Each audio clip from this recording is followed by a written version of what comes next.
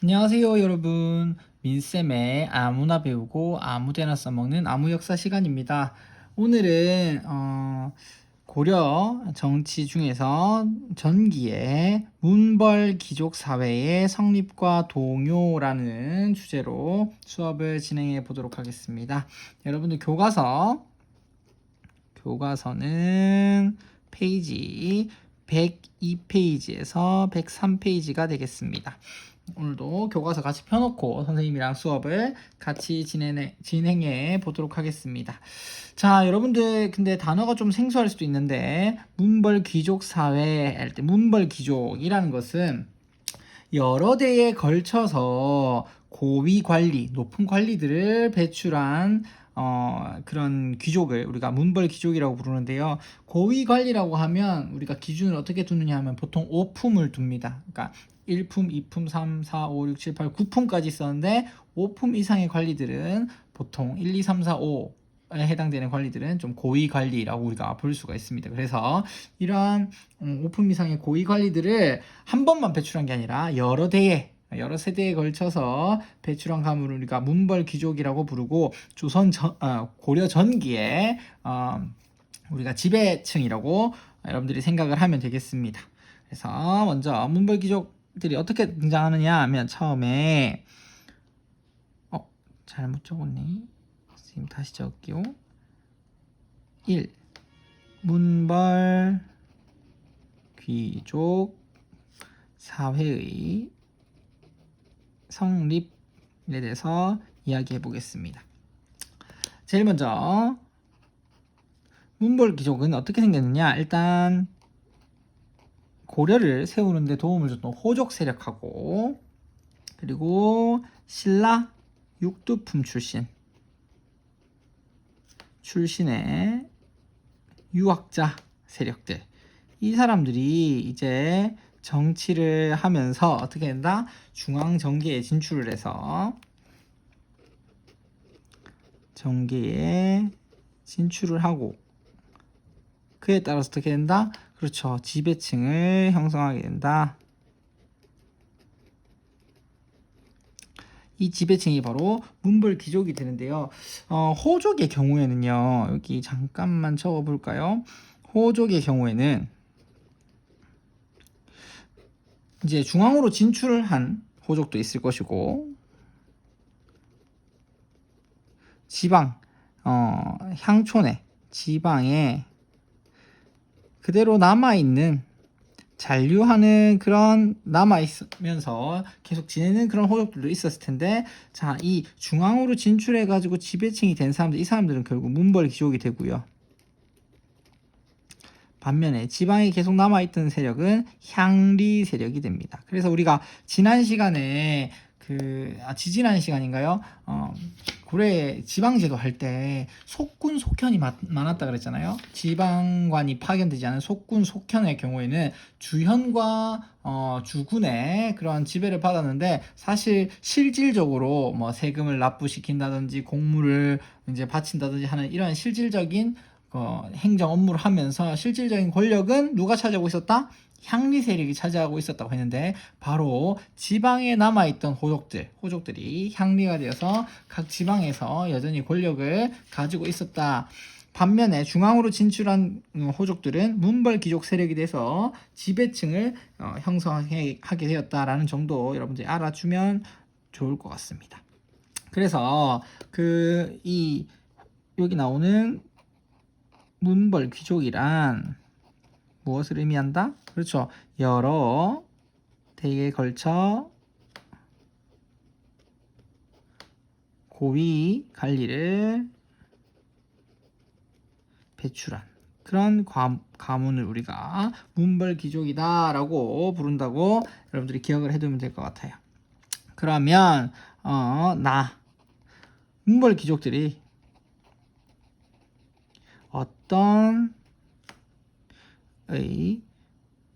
어떤 특권이 있었느냐, 어떤 식으로 이 사람들은 살았느냐 하면, 첫 번째, 과거제와 뭘 통해서? 음서를 통해서 이 사람들은 주요 관직을 차지하게 됩니다. 근데 여기서 중요한 건 과거제는 특권이 아니겠죠. 여기서 중요한 건 음서겠죠. 음서. 왜냐? 오품 이상의 관리들 자제들은 따로 특별히 공부를 하지 않아도 자기 아빠, 할아버지 때문에 높은 관리까지 올라갈 수 있으면서 이러한 그 관직을 세습할 수 있으니까. 즉 나도 바로 받을 수가 있으니까 이런 것들이 특권이라고 할 수 있겠죠. 또 두 번째 정치적인 특권은 음서가 있고요. 경제적으로는 공음전. 이것도 마찬가지로 오품 이상의 관리들이 세습할 수 있는 토지였죠. 그리고 이 사람들이 이제 밑에 노비들이나 이런 사람들을 이용해서 개간을 해가지고 대토지를 소유하게 됩니다. 여기서도 마찬가지로 개간은 특권이라 보기 어렵지만 무엇은 공음전은 특권이라고 볼 수가 있겠죠. 그 다음에 이 사람들이 또 독특한 특징이 무엇이냐 하면 폐쇄적인 혼인관계를 맺었다. 그러니까 좀 급이 되는 사람들끼리만 결혼을 했다라는 거예요. 그래서 귀족들끼리 보통 결혼을 많이 해서 자신들의 특권을 남한테 다른 세력한테 나누지 않고 자기들만 또 가지고 자기들끼리만 폐쇄적으로 누렸다라는 것인데요. 특히 어떤 가문이 제일 이 문벌 귀족 사이에서 제일 그 결혼하기 좋은 가문으로 이제 정평이 나 있었냐면 바로 왕실입니다. 왕실하고 어떻게 해서 결혼을 해서 그래서 혹시나 내 아들, 내 딸이 왕실에 왕하고 결혼을 해가지고 결혼을 이제 해가지고 애를 낳았어요. 그러면 나는 뭐가 돼요? 그래 아들을 낳았어. 그러면 그 다음 왕은 내 외손자가 되죠. 그러니까 누구든지 문벌 귀족 중에서 이제 자신이 왕의 외척이 되고 싶어가지고 이제 왕실로 자기 딸들을 결혼시키려고 하는 사람들이 굉장히 많았다라는 겁니다. 좀 이따 나올 이자겸이라는 사람이 대표적인 사람이죠. 자, 그런 다음에 그러면 이제 이 사람들이 모든 걸 다 이제 누렸느냐 하면 그렇지는 않아요. 새로운 대적할 만한 세력이 등장하는데 바로 12세기 이후에 새롭게 진출한 관리들이 측근 세력이 됩니다. 왕의 측근 세력이 되고요. 그래서 어떻게 된다? 그렇죠. 문벌귀족하고 대립하게 된다. 대립하게 된다. 이렇게 해서 문벌귀족들의 사회가 이렇게 흘러가고 있었어요. 그러면 이 문벌귀족 사회가 영영 계속되느냐? 그렇지 않았기 때문에 선생님이 이렇게 얘기하겠죠. 문벌귀족 사회가 동요 흔들리기 시작합니다. 문벌귀족 사회의 동요 흔들린다. 마구잡이로 막 땅이 흔들리듯이 막 흔들린다는 뜻이에요. 그 첫 번째를 알리는 게 바로 이자겸의 난입니다. 이자겸의 난은 1126년에 있었던 난인데요. 당시 경원이씨라고 하는 가문은요, 왕실의 외척 세력으로 굉장히 권력을 많이 가지고 있었던, 권력을 독점하고 있었던 그런 가문이었어요. 특히 누구? 예종 그리고 인종이라는 왕이 있었을 때에 누구? 이자겸 이라는 사람이 굉장히 최고 권력을 누리게 됩니다. 근데 우리 이자겸이라는 사람 이야기를 들어봤어요. 언제 들어봤냐면 지난 시간에 여진과의 관계를 살펴볼 때요. 여진이 금나라가 돼서 엄청 큰 나라가 돼가지고 우리한테 4대 관계, 즉 자신들이 임금이고 우리는 신하라고 하는 그런 관계를 강요를 했었죠. 그 강요에 어떻게 했었습니까? 그렇죠. 이자겸이 자신의 권력을 포기하기 싫어서 금나라의 4대 관계를 수용해서 더 이상 북진 정책을 실시하지 않았다라고 얘기했었습니다. 이런 이자겸이었어요. 교과서 자료를 같이 보면서 진행을 해보는 게 좋을 것 같네요. 교과서 102페이지에 보면 이러한 자료가 있어요. 역사 읽기 귀족 문벌귀족 이자겸에서 당시 경원 이씨하고 왕씨라고 혼인 관계를 굉장히 많이 맺고 있었는데 어땠는지 그걸 한번 봅시다. 자, 문종의 비, 순종의 선종의 비 이런 것들 보면 전부 다 이씨죠. 다 어디 이씨? 그렇죠. 이자겸이라는 사람이 있었던 경원 이씨 세력이다. 근데 여기 특별한 특징적인 거 하나 보면 문종의 경우에는 문종의 부인이 3명인데 다 이자연이라는 사람, 경원 이씨의 딸이라.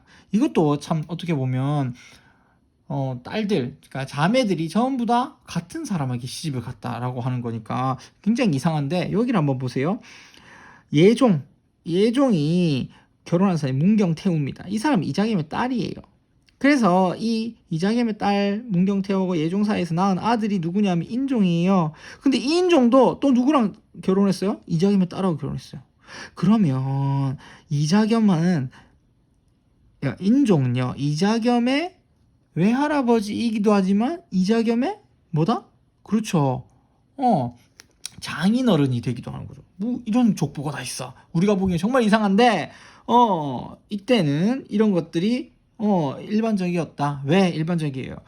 폐쇄적인 혼인관계를 통해서 권력을 얻기 위해서 그랬던 것이다. 그래서 경원희 씨 가문은 왕실과의 거듭된 혼인관계를 맺으며 약 80여 년 동안 국가의 중요 관직을 독점했다고 해요. 굉장하죠. 그래서 고려사에 보면 이렇게 적혀 있습니다. 이자겸은 이자연의 손자요. 이호의 아들로 여동생은 순종의 비였다. 그는 음서를 통해서 광직에 나갔다. 음서를 통해서 딸이 예종의 왕비가 되니 벼슬이 매우 높아졌다. 예종이 죽고 인종이 왕위에 오르자 자신의 넷째 딸을 왕비로 삼도록 하였다. 이자겸의 권세가 높아 자기에게 아부하지 않는 자는 몰아내고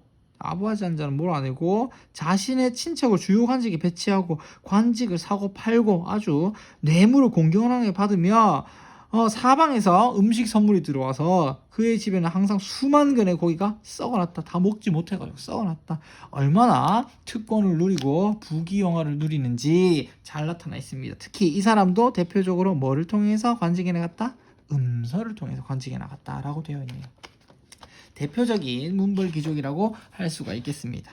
어찌됐든 이러한 이자겸이요 최고 권력을 가지고 있었는데 사실 이런 한 사람이 최고 권력을 가지고 있다는 건 국가적으로 봤을 때 그렇게 좋은 일은 아닙니다. 왜냐하면 다른 사람들한테는 권력을 나눠주지 않고 혼자서 권력을 독점하다 보면 반드시 부패하게 되어 있거든요. 그래서 이것을 염려하고 이것을 좀 문제를 고치려고 했던 왕이 바로 인종이었습니다. 인종. 자신의 외할아버지이자 자신의 장인어른인 이자겸이 너무 권력을 많이 가진 거 보고 인종이 이자겸을 제거하려고 시도합니다. 근데 눈치 빠른 또 이자겸은 알아챘어요. 나를 죽이려고 하는구나. 내가 가만히 있으면 안 되겠구나 라고 해서 자신의 부하였던 척준경이라는 사람하고 이자겸이 난을 일으키게 됩니다. 근데 이때 재밌는 이야기가 하나 있어요. 이자겸이 자신이 이제 왕이 되려고 했다고 하거든요. 근데 자기가 왕이 되려고 하면서 난을 일으켰던 이유가 그 당시에 돌았던 이상한 소문 때문이라고 해요. 그런 이제 이야기가 있어요. 그게 뭐냐면 그 당시에 어떤 소문이 돌았냐면 18자 위 왕이라는 말이 돌았다고 해요. 18자 위왕 18자라고 하는 사람이 된다. 뭐가? 왕이. 그럼 이게 뭐냐 하면 우리가 파자라고 하죠. 그 한자를 뗐다 붙였다 하면서 재밌는 말장난을 치는 걸 우리가 파자놀이라고 하는데 이 파자에 잠시만요. 선생님 이거 잘못 적었다. 여기 또 이게 없어요. 아들 자자예요. 글자 자자가 아니라 머리가 없습니다. 그럼 다시 적어볼까요? 18자 요 글자예요. 요 글자. 자, 요 글자가 될 위자예요. 된다. 뭐가? 왕이 된다. 라는 거예요. 근데 이 18자를 우리가 붙이면 뭐가 되느냐 하면 이자가 됩니다. 그래 결국에 18자 위왕이라는 건 18자 즉 이씨가 뭐가 된다? 왕이 된다라는 당시에 그런 소문이 돌았다고 해요. 그래서 이자겸이 이 18자가 결국에 누구다? 나구나. 나 이씨 이자겸이구나. 그러니까 내가 이 소문을 봤을 때 내가 난을 일으키면 내가 저 왕을 몰아내고 내가 왕이 될 수 있겠다라고 하는 이런 생각을 품었다고 해요. 근데 이 소문이 사실은 아니었던 모양이에요. 왜냐하면 이 이자겸이 난을 일으켰지만 결국에 어떻게 됐냐면 인종에 의해서 진압을 당합니다. 근데 이 진압을 당한 것도 어떻게 됐냐면 이제 척준경이라고 하는 이자겸이랑 같이 난을 일으켰던 부하를 꼬드겨 가지고 이 이자겸을 어떻게 했어요? 제거할 수 있도록 하고 이 척준경이라는 사람도 결국에는 축출해버리고 몰아내버리고 그래서 결국에는 이 이자겸의 난을 진압을 했다라는 건데요. 그러면 이 이자겸의 난의 결과는 어땠을까요? 일단 결과로 그렇죠. 왕실의 권위가 떨어지게 됩니다. 난을 일으켰으니까요. 왕을 죽이려고 하고 귀족이 난을 일으켰으니까 왕실의 권위가 굉장히 떨어지게 됩니다. 그리고 문벌 귀족 사회가 어떻게 된다? 흔들리기 시작해요.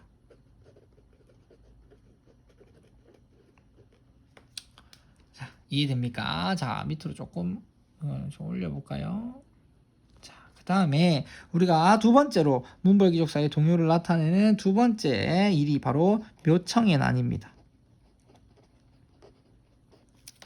1135년 얼마 지나지 않았을 때인데요.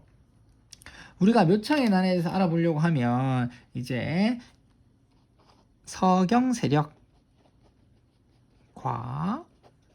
개경 세력에 대해서 알아봐야 합니다. 자, 원래 고려의 수도는 어디죠? 그렇죠. 개경이죠, 개경. 원래 수도는 개경이에요. 그러니까 문벌 귀족들이 터를 잡고 있는 땅이 어디겠어요? 그렇죠. 개경입니다. 그런데 이 인종의 여러 가지 개혁 정치를 하다 보니까 어떤 사람 기존에 있었던 권력을 잡고 있던 문벌 귀족들은 개혁되는 거 원치않아요. 왜? 개혁을 하게 되면 자신이 권력을 내려놔야 할 수도 있기 때문에 이 문벌 귀족 세력들은 별로 개혁을 원하지 않았을 거예요. 보수적이라고 할 수 있죠. 그래서 이 인종이 자신의 개혁을 이제 추진해 나가기 위해서 누구를 끌어들이냐 하면 서경 세력을 끌어들이게 됩니다. 그래서 선생님하고 표를 그려서 서경과 개경 세력의 비교를 한번 해볼까 합니다. 서경 세력 그리고 개경 세력.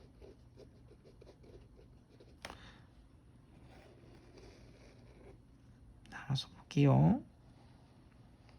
먼저 어떤 인물들이 있었냐?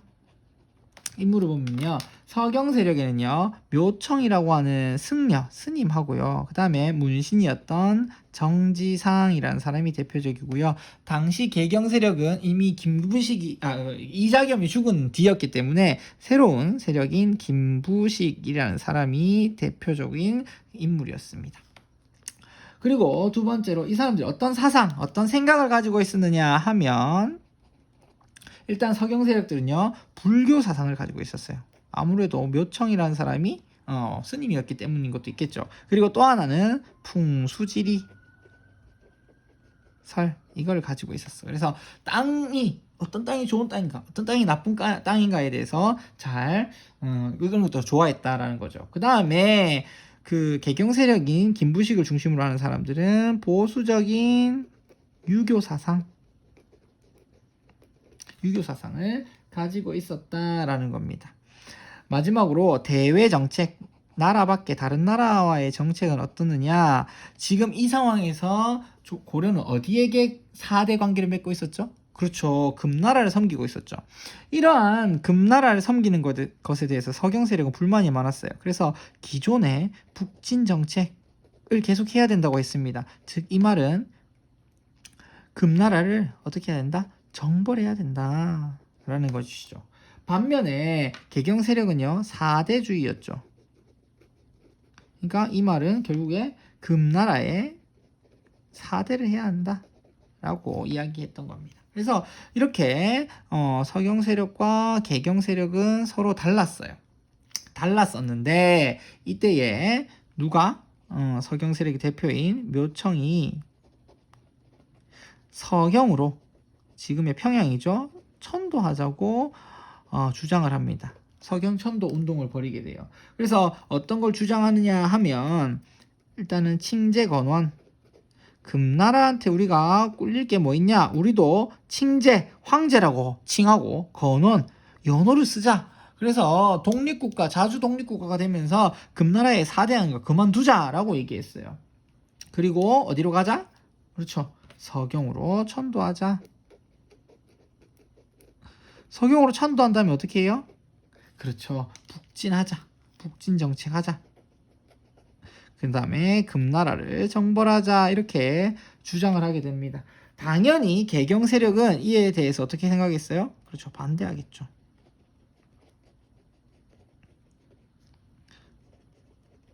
일단은 이렇게 북진 정책하고 금나라 정벌하는 게 말도 안 될 뿐더러 일단 개경 세력들은 자신의 근거지가 개경인데 자신의 근거지를 떠나서 수도로 옮긴다, 천도한다라고 하면 자신들이 가지고 있는 권력을 잃을까봐 두려웠겠죠. 그래서 개경 세력은 당연히 반대하게 됩니다. 당시 왕이었던 인종도 이 서경 천도에 대해서는 그렇게 적극적이지 못했어요. 그러니까 이제 답답했던 묘청이 어떻게 하게 되냐? 묘청이 난을 일으키게 됩니다. 묘청이요 국호를 대위 그리고 연호를 1000개라고 하면서 난을 일으켜요. 서경에서 난을 일으키는데 결국에 어떻게 되느냐? 김부식의 관군에게 진압당하고 맙니다. 약 1년 만에 진압당했어요. 그러니까 굉장히 오랫동안 버텼다고 할 수 있죠. 1년 만에 진압을 당하고 맙니다. 이러한 그 묘청의 난은요. 이러한 묘청의 난은 권력을 독점한 문벌귀족의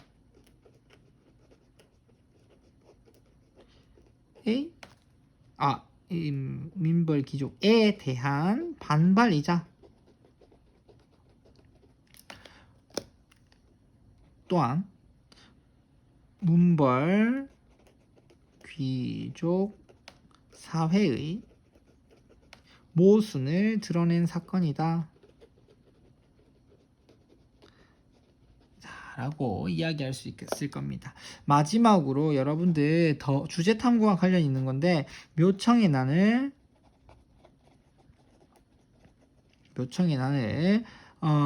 근대 역사학자인 신채호 선생 신채호라고 하는 사람이요 매우 극찬을 하게 됩니다.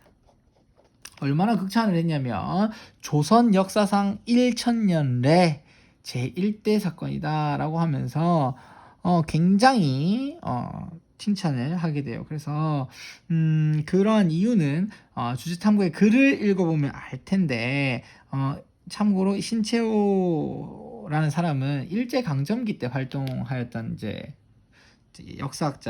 역사학자이자 독립운동가로서 그 당시 일제의 침략을 받고 우리가 몽골의 침략도 받고 그리고 조선시대 때 4대주의를 하고 이렇게 했던 이유가 이렇게 돼버렸던 침략을 당하고 자주적이지 못하고 다른 나라의 4대나 하고 힘없이 지냈어야 했던 이유가 바로 묘청의 난 이후에 자주적인 세력이 힘을 잃어버리고 졌기 때문이다라고 본인은 판단했던 겁니다. 그래서 여러분들 지도를 한번 볼까요? 지도를 한번 보면 103페이지에 지도를 한번 봅시다. 103페이지에 지도를 한번 보면요. 자, 묘청이 세력을 일으켰던 건 이만큼이 넓었어요. 그러니까 1년이나 걸렸다라고 할 수 있습니다. 서경으로 천도하려고 했으나 실패하자 일으켰던 거라고 할 수 있습니다. 자, 마지막으로 이 주제탐구 신채호의 조선 역사상 1000년래 제1대 사건이라고 했는데 요 글을 읽어보고요. 자료 1번, 2번에 읽고 그리고 정답을 쓴 다음에 사진 찍어서 댓글에다가 남겨주기 바랍니다. 자, 여러분들 오늘도 수업 듣느라고 고생 많았고요. 다음 시간에 만나도록 하겠습니다. 다음 시간에는요, 무신정변, 그리고 무신정변 시기에 농민의 봉기, 농민과 천민의 봉기에 대해서 살펴보도록 하겠습니다. 다음 시간에 만나요. 안녕.